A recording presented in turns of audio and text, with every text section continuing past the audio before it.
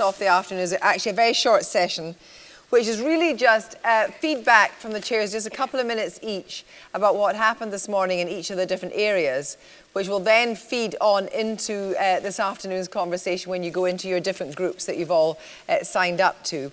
So right away, I am going to introduce them, but what I'm going to do is ask them to introduce their own session and what it actually was. So Althea, let's start with you, because you're certainly not Richard Leese. I'm not Richard Leese. But you are from the Arts Council as the CEO, so therefore you are going to start on behalf of Richard Leese, and your session was which? My session was the role of the artist in a changing society. And apologies from Richard Leese, but I'm doing this on behalf of him. Do you want me to sort of go through and tell you what I did? Okay. We spent a little time actually unpacking the question. So that question of what's an artist and what's a changing society. So so is it in fact about what's the role of the society with a changing artist? Cool. And there were interesting questions about what exactly is an artist. Is everyone now an artist? And actually in the group there were different opinions to that question, the sort of yes and no. And I think where we came down to was that actually there was something very powerful about the role of the artist using his or her imagination. There was also a theme in unpacking the question which is about avoiding a binary polarisation. So polarisations, for example, around excellence versus access. So that was sort of one theme. We spent time unpacking the question. We then there was a second theme where we were talking about the artist as the creator of innovation. So bringing curatorial practice into other contexts and other practices. And we finished off there with a question which was, well, how can we create, sculpt, paint and perform social change? We moved on. There was a third theme, which was about the artist as a civic leader. And there the questions that were posed were about the relationship between the artist and the audience, and posing a question about whether or not there's a disconnect between the artists and audience in the civic space. And is that umbilical cord intact between makers, artists, makers of art, and the communities in which those artists reside and sit? There was a play on one of the things that Liz Forgan said this morning, where in her speech, she said, sometimes artists act in a way that is unpalatable at the vicar's tea table. And from that, there was a discussion about the extent to which artists have a role in affecting policy change. What responsibility do artists have in shaping the way, for example, that art is taught in schools? And are there key things that, as artists, we would want to change? I want to sort of finish off by an anecdote which was shared with us by one of our speakers, Gavin Strang, who really was talking about the fact that change can be affected in different ways. And his anecdote was that when he was 12, his mother one day said, Gavin, why is your shirt hanging out of your trousers? The next day, she said again, why is your shirt hanging out of your trousers? And a third day. And he thought he'd got away with this. She'd sort of left it. Until the next day, she said, what I've done is I have sewed lace onto the bottom of your shirt. And the moral there is there are sort of more ways to skin a cat, different ways to affect change. Moving on now to Christopher Cook, please. We talked and your session was? Artists and imagination. We had a kind of, I thought, spend it early on, a kind of text that we could base our discussions around, which was from one of the artists, one of the young bursary artists within our group. The work comes from a need in my imagination, and that connection, I think, of need and imagination perhaps ran through most of the things we discussed together. We began by asking ourselves what constrains the imagination, and some of the answers to that were fairly obvious: space, time, and money. We also pondered this idea of success and whether the artist's desire to be successful, or indeed society's desire to enjoy successful artists, or indeed institutions' need to privilege successful artists, was in a way a brake upon the imagination. And we also discussed institutions and whether institutions, in a sense, to use my own verb, hobbled imagination. There was no broad agreement on that issue at all. We decided that often institutions were extraordinarily good at developing partnerships, creative partnerships with artists, and more importantly, one group discussed the fact that often within institutions you could establish networks of people who were sympathetic to what you were doing, and they could be encouraged, as it were, as a kind of fifth column within the institution, I suppose. There was a degree of concern about the word accessibility, meaning perhaps our need to understand exactly what the work that we're looking at, the work we're sitting through, is all about, in a kind of rational sense. And a strong plea that what we should have is the right, if you like, not to understand in any rational sense, but to use our imaginations as consumers, enjoyers, audiences, and so forth of the particular work. In other words, to apprehend imaginatively rather than rationally. The imagination, most people agreed, allows an artist to be effective, collaborative, and flexible, and indeed to connect, perhaps, with a community, from, so to speak, the individual imagination to a collective imagination. And there were eloquent testimonies from a number of people about how their work had actually reached from themselves out into a community, including a wonderful account of sitting alone in your room trying to write jokes and only knowing that the joke is successful when some gut reaction tells you the audience will laugh, and then finding that you were right. A kind of spark between the individual and the collective imagination. There was a view that audiences are perhaps more imaginative in their understanding of both work and the space within which work is to be seen, enjoyed, than is always allowed for by institutions. And audiences, if you like, have allowed themselves to trust their imaginations in ways that we, administrators and others, have perhaps not always understood. And there was a last passionate plea, which is our final point, that imagination should be valued absolutely in our educational system, not simply at the end, either end, but from the very beginning to the very end. That it was absolutely paramount that imagination was part of that journey for all people, all children. Thanks very much. Liz Pugh, please. Your session was? We were looking at artists and communities and picking up on that idea of artists who locate their work with and within communities. We talked about artists as activists, not sitting outside communities, but actually part of and within, and the fact that many artists wear a number of different hats at any different time. Dan Thompson, who was one of the speakers, talked about riot cleanup and the fact that 7 million people were involved, 12,000 people came down and started cleaning up after the riots. It was all done through social media. There was no organisation behind that. And that has prompted through our discussion the idea that we might actually get rid of organisations or turn them inside out. We talked about how we think about local and the idea that artists might reflect local stories and knowledge back into communities in different ways, the tensions between those who come in from the outside and activate or stir up or inspire, and those that are there all the time working away at the coalface. And that being, we had examples from both practices.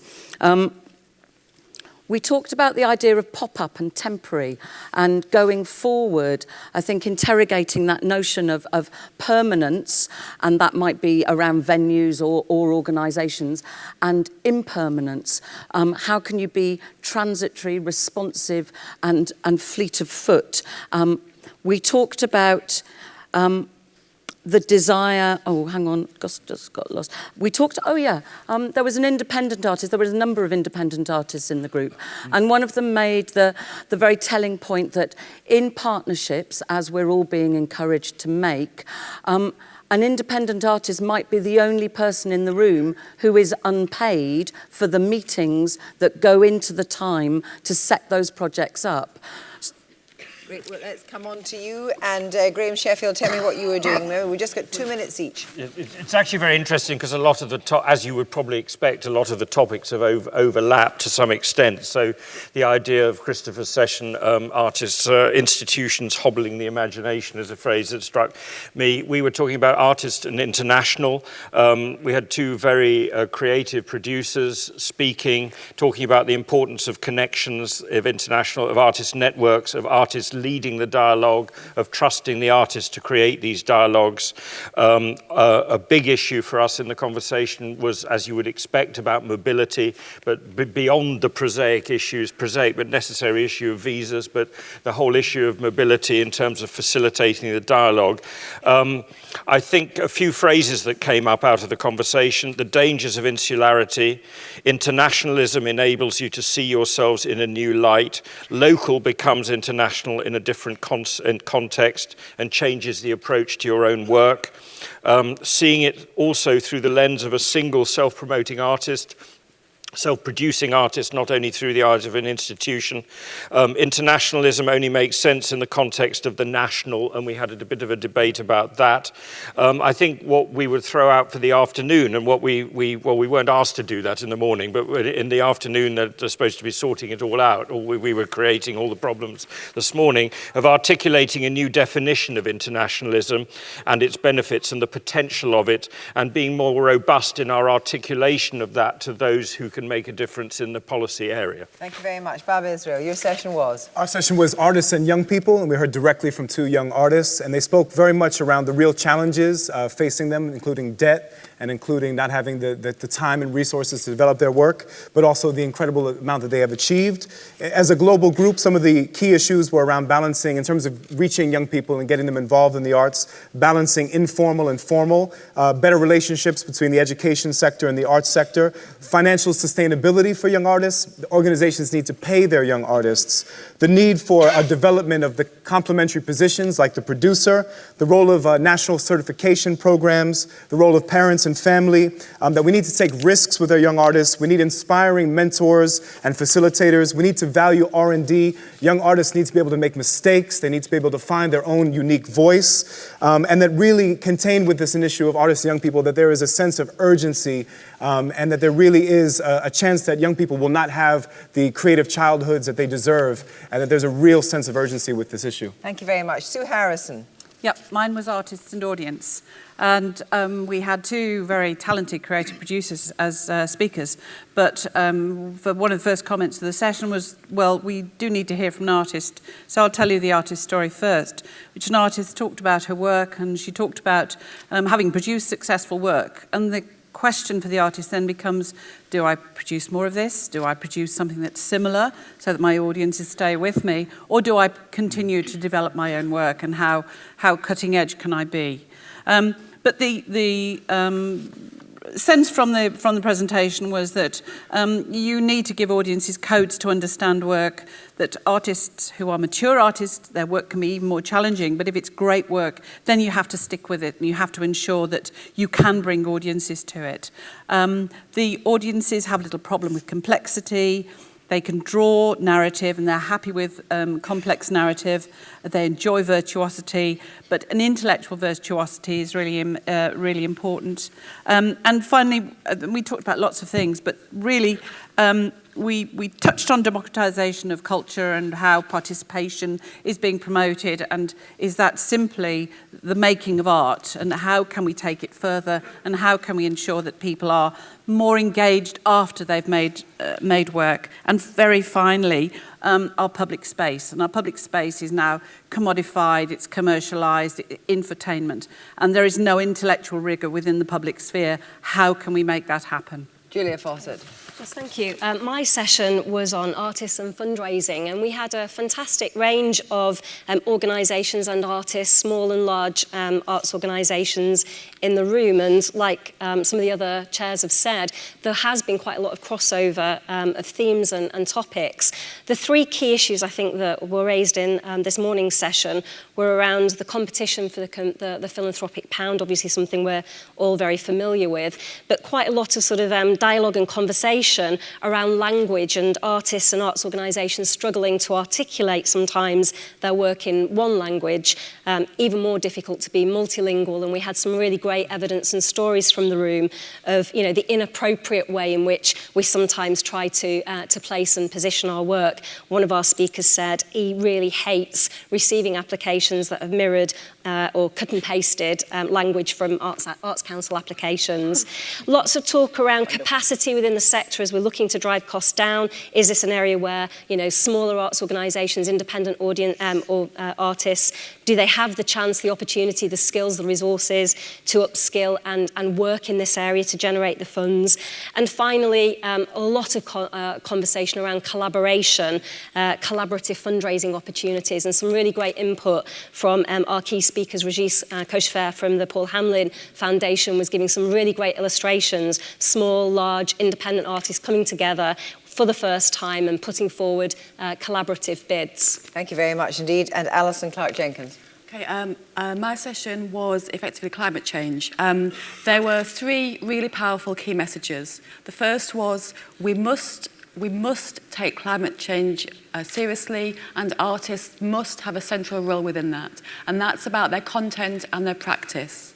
The second issue is that business works long term and the arts work long term. That's where the arts and the artists can really make a big difference, and focusing on big business, not just smaller scale party politics, is really key. And then finally, and this was the strongest and the most powerful message of all, was around business sponsorship, linked a bit to your session, was that if the arts are taking sponsorship from major corporates in the attempt of those corporates to pretend that they care about the world through art sponsorship, that's not only doing a disservice to that particular partnership, it's actually doing a disservice to the whole of the arts world. Well, thank you very much. Just finally, arts and the creative economy, which certainly touches up against some of the things you were saying. It was very much not what the artist can do for the Arts Council, but what the Arts Council can do for the artist. And some very clear messages came out that what artists want from the Arts Council is more advocacy. A lot of the brokerage work we heard from one of our speakers that from the Arts Council that happens at the moment can be done even better and in a bigger scale. The idea is that artists that come together in a sort of self-governing group to actually go and say, well, this is what we can do for your community, just give us the tools. A lot of bartering, a lot of quid pro quo. That's what, and the idea that artists aren't entrepreneurial was kind of dismissed immediately because, of course, artists are entrepreneurial. Where there were big areas where a lot of work could be done would be with councillors, because the whole area of councillors and putting a cultural dividend at the heart of planning applications could be much more equally spread nationally. That actually where a lot of the hard work has got to be done now by Arts Council, by other advocacy groups, is with councillors, and get onto your chambers of commerce. I mean, I think really the kind of way, almost like guerrilla tactics. We talked about areas that were regenerated first by artists. Artists go in first, and then we were talking about Hoxton, they are very much, they are the generators of that community. And the more that councillors can see the value of having artists at the heart of the community, the better it will be. We talked about the fact that 78% of the arts funding philanthropically goes to London, really needs to be redressed. And it's all very well, and in fact that 78% of funding goes to very, very small, very big scale events. What we need to see is a way of encouraging all levels of business, all levels of banking to invest in perhaps more difficult work, lower key work, works by less known artists. And I think a lot of advocacy on that can be done with the Arts Council too. So with that, I'd like to thank all our morning chairs for their contributions.